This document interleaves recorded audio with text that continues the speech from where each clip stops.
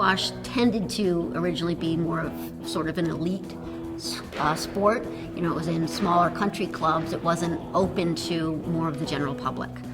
So this hopefully will start to change that trend.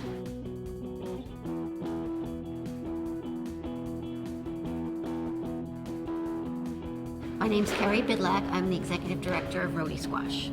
Rhody Squash is a nonprofit after-school program helping disadvantaged youth through squash and academic tutoring to succeed and to get into independent high schools and colleges. Newport is unique in that most people come here to view the stately mansions and the beaches, when the reality is most of the kids here are on food stamps. I think what squash does is it gives them a skill, it gives them something to be proud of, that they can do that nobody else can do, and they're making a huge commitment when they join. Thomson Middle School is the only public middle school in Newport. We have 12 middle school students from 5th grade to 8th grade. They spend an hour on the squash courts, then they spend an hour with a pretty much one-on-one academic tutoring situation. Primarily squash is played at private schools, at private clubs, some businesses, but up till now there really hasn't been a public avenue to get involved. By providing kids a squash education, you open up a lot of doors socially and in business and in education that are very tough to get to otherwise. Squash is kind of the hook to get the kids interested. I mean, yeah, we could have an after-school academic tutoring program, but that's not going to seem that attractive to 5th and 6th graders. But this is actually the first alliance of its kind for an urban squash program to be teamed with an independent high school. It's really an awesome opportunity for the kids to get a glimpse into a future that they can achieve through working hard through a program like this. When I started Rhody Squash, I was already athletic with sports like soccer and stuff like that, but at the same time, squash was like something new for me, and it's very challenging, and it demands a lot of you, like physically and mentally.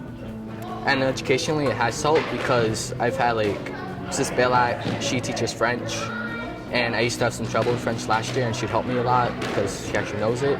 That definitely got my grade up. And Rhody Squash actually provided me with a tutor during the summer for math because I hate it. I'm really bad at it, so that definitely helped me. Like right now I have an A in math and algebra, which is amazing. They can come to a facility like this, play squash. It's a really intense, it's a really good, it's a good workout. It's fast-paced. They're smashing the ball against the wall. I mean, who doesn't like to do that? Then they sit down for an hour and get their homework done and get the extra help that they need. You could do your homework, and so you won't have to do it at home. You could have more free time.